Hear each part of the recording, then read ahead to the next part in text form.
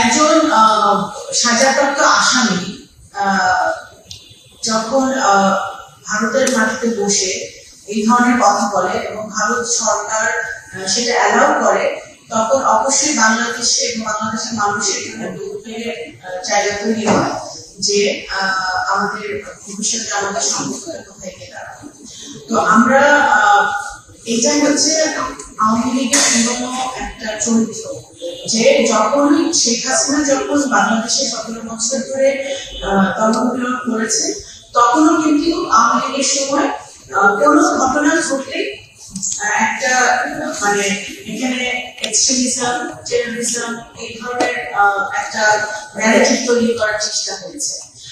তাদের তাদের extra judicial hearing, তাদের বিচার বহির্ভূত হত্যাকাণ্ড যখন যে সময় তারা করেছেন, সেগুলো যখন ঢাকার একটা সময় হয়েছে, তখন সেগুলো ঢাকার জন্য তারা এক্সট্রিমিজম নিয়ে এসছেন, জঙ্গিবাদ নিয়ে এসছেন। এই জঙ্গিবাদের তত্ত্বটা আওয়ামী লীগের পুরনো নোংরা পলিটিক্স, এটাই তারা এখন বিদেশের মাটিতে বসে আবার নতুন করে করার চেষ্টা করছে। সেটা এখন ভারত অ্যালাউ করবে কি করবে না, আবারও আমি বলতে চাই, আর রিপিট, সেটা ভারত সরকারকে সিদ্ধান্ত নিতে হবে। এবং এটা এই জঙ্গিবাদের তত্ত্ব আন্তর্জাতিকভাবে, জাতীয়ভাবে সব আওয়ামী লীগের সময় মানুষ এটা বিশ্বাস করে না, আন্তর্জাতিকভাবেও সেটা কেউ বিশ্বাস করে না, এখনো সেটা বিশ্বাসের তো প্রশ্নই ওঠে না। বাংলাদেশে এখন জনগণের সমর্থিত, জনগণের দ্বারা নির্বাচিত একটি সরকার আছে, জনগণের দ্বারা নির্বাচিত একটি বিরোধী দল আছে।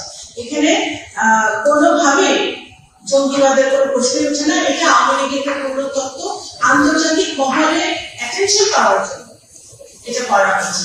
এবং মানবাধিকার, এখন যখন আওয়ামী লীগের মুখে গণতন্ত্র শুনতে হয়, আওয়ামী লীগের মুখে মানবাধিকার শুনতে হয়, তখন এটা অত্যন্ত হাস্যকর একটা ব্যাপার হয়ে দাঁড়ায়। যখন চৌধুরী আলমকে গুম করেছিল, যখন ইলিয়াস আলীকে গুম করেছিল, যখন সুমনকে গুম করেছিল এবং তাদের মতো বহু লোককে গুম করেছিল, তখন মানবাধিকার কোথায় ছিল? হেলিকপ্টার দিয়ে ছোট ছোট বাচ্চাদেরকে গুলি করে হত্যা করেছিল জুলাই অগস্ট মাসে, তখন মানবাধিকার কোথায় ছিল?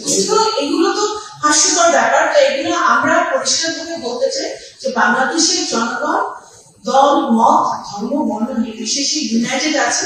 কোনোভাবেই এখানে যে ফ্যাসিবাদ চলেছে গত 17-18 বছর, সেই ফ্যাসিবাদ আবার ফেরত আসুক, আবার এখানে ফ্যাসিবাদের উত্থান হোক, সেটা কোনোভাবে বাংলাদেশের জনগণ সেটা মেনে নেবে না।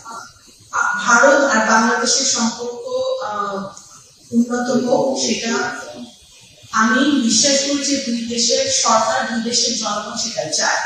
কিন্তু ভারতের মাটিতে বসে স্বৈরাচারী, ফ্যাসিবাদী, সাজাপ্রাপ্ত আওয়ামী লীগের লোকজন এবং আওয়ামী লীগের প্রধান যদি এই ধরনের ষড়যন্ত্রমূলক কাজকর্ম চালিয়ে যেতে থাকে এবং সেটা যদি ভারত সরকার এখনই বন্ধ না করে, এই মুহূর্তে বন্ধ না করে, তাহলে অবশ্যই সেটা বাংলাদেশের জনগণের জন্য একটা উদ্বেগের জায়গা তৈরি করে।